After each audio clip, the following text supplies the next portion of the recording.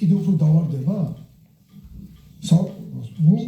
სავარაუდოდ, იმიტომ რომ ნავთობ დოლარის წარმოება შეჩერდება. პეტროდოლარს ძალიან პრობლემაა. მაგალითად, საერთაშორისო პოლიტიკაში გადავალთ იქ შევეხებ. ხო, არა, საპენსიო ფონდთან ხო და აგერ პენსიონერებს არალშია. ამას დოლარში აქვს ნაყიდი, ლარი მყარდება. ამ ის ფული რაც საპენსიო ფონდმა ევროპული ბიუჯეტები დააფინანსა, ის ფული არალში წავიდა.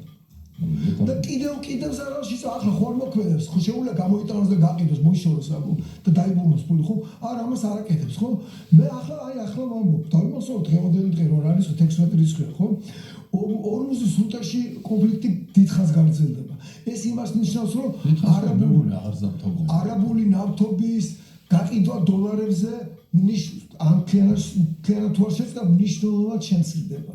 ეს იმას ნიშნავს, რომ დოლარზე მოთხოვნილება მოიქრეს, ეგ დოლარი გაუფასურდება, ჩემო კარგებო. ამ პენსიონერები კიდე იზარალებენ ამას. გამიგეთ? გამოსავალი არის, რომ ჩვენ ახლა ასე ორ თვეზე მეტი ამაზე ვლაპარაკობ. ჯერ ახლა ნახე რა.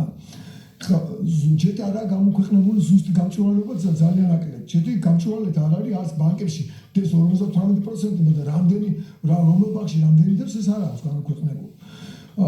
ეს ერთი მეორე რაც ძალიან მნიშვნელოვანია. ესე იგი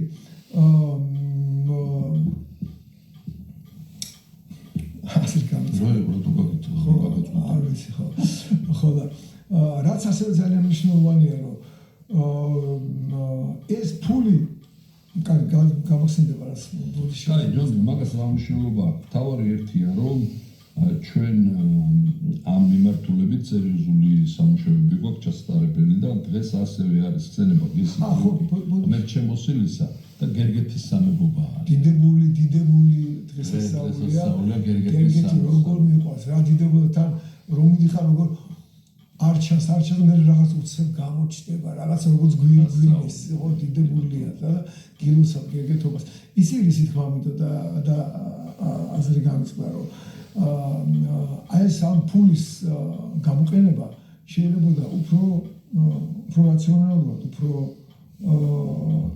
დაცულად და თანაც ამ ფულის ესე იგი ფულში არ არის მხოლოდ შენატანები ამ ფულში არის იმ ადამიანების ფული, რომლებიც დაჯარიმდა და საურავებს იხდიან. ახლა ზოგიერთი მონაცემით მე მეუბნებიან რომ 20,000-მდე მეწარმეა დაზარალებული, თუმცა თვითონ ამბობენ რომ 3,600 მეწარმე ყავს დაჯერებული. 3,600 მეწარმე ცოტაა? 3,600 კაცს რამდენიმე თეთრის გამო ჯარიმა აქვს მისული 12 და 13,000 ლარი და არის შემთხვევები რომ 15 და 20,000 ლარიანის აღმოჩნდა ეხლა ბოლო ინფორმაციაა ხო ჯერ სახელმწიფო რომელიც შეუძლია რამდენიმე თეთრიანი შეცდომის გამო მოქალაქედ დააჯარიმოს 15 და 20,000 ლარი და ეს უკვე როგორ ხდება ესე ლეგიტიმურობა დგება კითხვის ნიშნის ქვეშ გამიგე რაღაცა ლეგალური სივრციდან კრიმინალურ სივრცეში გადავიხარ არ შეუძლებელია რამდენიმე თეთრის გამო როგორ უნდა იყოს ჯარიმა 12 და 13,000 ლარი მითხარით რა ხო და რამდენიმე 1000 მეწარმე არის ამ მდგომარეობაში და იმის ნაცვლად თუ რამდენიმე თვე ამაზე ვლაპარაკობთ იმის ნაცვლად რომ რა უნდა თავზე დააჭირე ღელაკზე ხელი და როგორც დააჯარიმე შეაჩერე გაყინე მოქმედება არა ამასრობას გააგზავნე გაყინე იკასოებს ადებენ ამათ ქონებას უყადაღებენ თვითონ რატო ვერ გცემენ პასუხს პირმა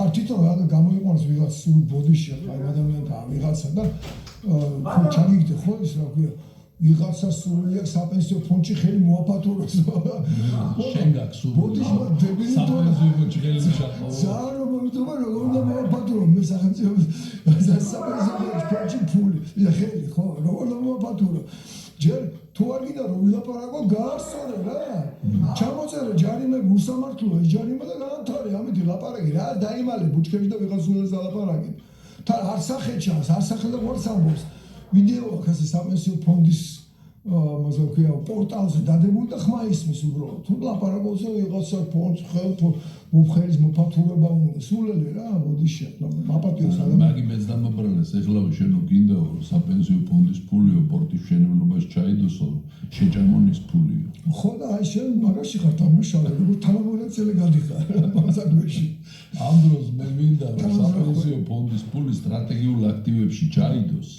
რომ იმან დიდი ფული მოიტანოს.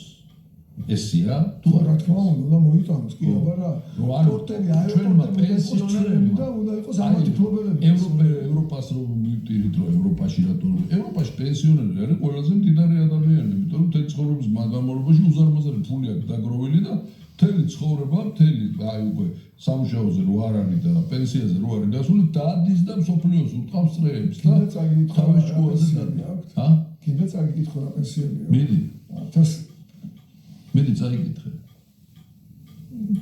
აი, ძალიან საინტერესოა.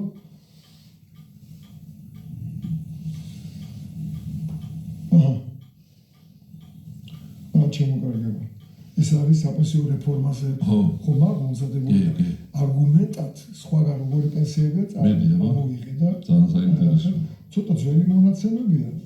ეხლა იქ არაფერი არ შემცირდებოდა, გაიზრდებოდა, მაგრამ დავიწყოთ რა და ჩვენ სადავართ ყველაზე მეტად სალამ ჯონდი წაიკითხავს მოიწონეთ ჩვენი გადაცემა გამოიწერეთ ჩვენი არქი TV Georgian Times TV Georgian Times International მინდა გითხრათ როგორც რუსულ რაც ისე ინგლისურად გვიყურებენ მთელ სოფლიოში ძალიან ადვილად დავწმუნდი ამაში და ჩვენი არქი კიდევ უფრო მეტად პოპულარული ხდება ქვეყნის გარეთ ამიტომ როგორც სახელმწიფოებრივად მოაზროვნე ადამიანებს მოუწოდებ აქტიურად მიიღონ ჩვენ გადაცემებში მონაწილეობა, რადგანაც მათი სიტყვა უკვე ესმის მსოფლიოს, როგორც რუსულ ენოვანს, ისე ინგლისურ ენოვანს. ამიტომ მოიწონეთ ჩვენი გადაცემა და ალაიქეთ. აქედან მივიწყდი, რომ ამას ვინმე მართავს, ის ძალიან მდიდარი ქვეყანა და ამ საშუალება აქვს.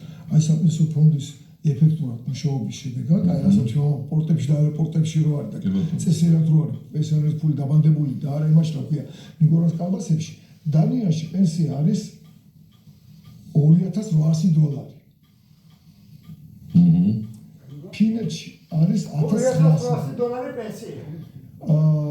ნორვეგიაში არის $1542. ეს 2015 წლის მონაცემებია თუ 2016 წლის, მაგრამ აქ პენსიები გაიზარდა და კვლევა არანაირად არ არის.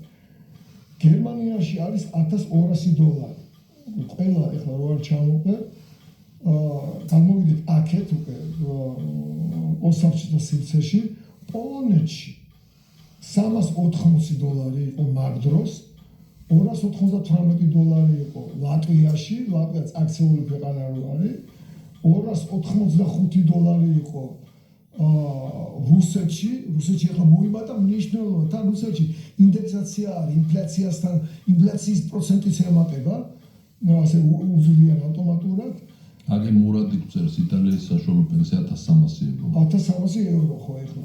$280 არის ესე იგი ბულგარეთში, ყაზახეთი, აი ყაზახეთი რო ჩვენ რო ისე უყურებ შუა აზიის ქვეყანა რო არის, $210-ია, $202 აზერბაიჯანში, ბელორუსში.